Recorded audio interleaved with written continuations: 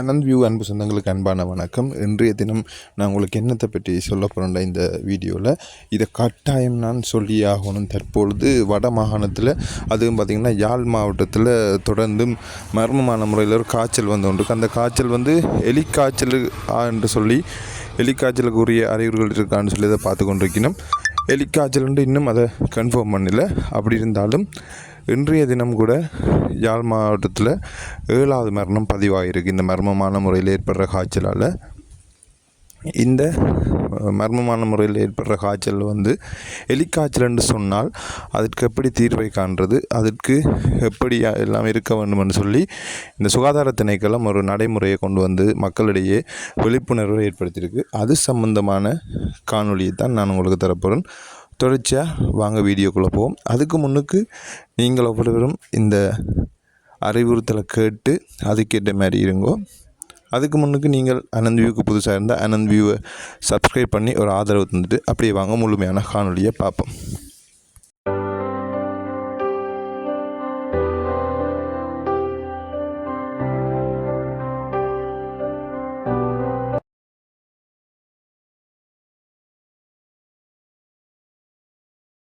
அனைத்து பொதுமக்களுக்கும் சுகாதார திணைக்களத்தின் அறிவித்தல்.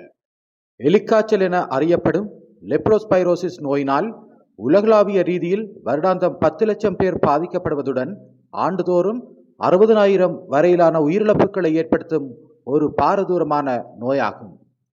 தற்போதைய பருவமழையை தொடர்ந்து எமது பகுதியிலும் எலிக்காய்ச்சல் நோயினால் பாதிக்கப்பட்டு வைத்தியசாலையில் அனுமதிக்கப்படும் நோயாளர்களின் எண்ணிக்கை சடுதியாக அதிகரித்து வருகின்றது. யாழ்ப்பாணத்தில் சிலர் எலிக்காய்ச்சல் நோயினால் உயிரிழந்திருப்பதை அனைவரும் அறிந்துள்ளீர்கள். இந்நிலையில் எலிக்காய்ச்சல் என அறியப்படும் லெப்டோஸ்பைரோசிஸ் நோய் தொடர்பில் அனைவரும் விழிப்புடன் இருப்பது அவசியமாகின்றது. இது லெப்டோஸ்பைரா எனும் பாக்டீரியாவினால் ஏற்படுத்தப்படும் விலங்குகள் மூலம் பரவுகின்ற ஒரு கொடிய தொற்று நோயாகும். எலிகள், அகிலான் உட்பட கொறிப்பான்கள் மற்றும் கால்நடைகளின் சிறுநீருடன் வெளியேறும் பாக்டீரியா கிருமி தொற்றினால் இந்நோய் ஏற்படுகின்றது. வயல்களில் அல்லது சேற்று நிலங்களில் இவ்வாறான விலங்குகளின் சிறுநீர் மூலம் தொற்றடைந்த தண்ணீரில் அதிக நேரம் வேலை செய்யும் விவசாயிகள் மற்றும் கால்நடை வளர்ப்போர் எலிக்காய்ச்சலினால் அதிகம் பாதிக்கப்படும் அபாயம் உள்ளது.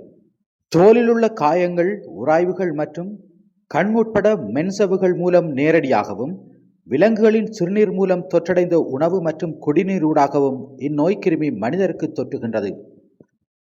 லெப்டோஸ்பைரோசிஸ் நோயிலிருந்து உங்களையும் உங்கள் சமூகத்தையும் பாதுகாத்துக் கொள்ள பின்வரும் சுகாதார வழிகாட்டல்களை பின்பற்றுவது அவசியமானது. அவசியமற்ற சந்தர்ப்பங்களில் வயல் தண்ணீரில் அல்லது சேற்று நிலங்களில் நிற்பதை தவிர்த்து கொள்ளுங்கள்.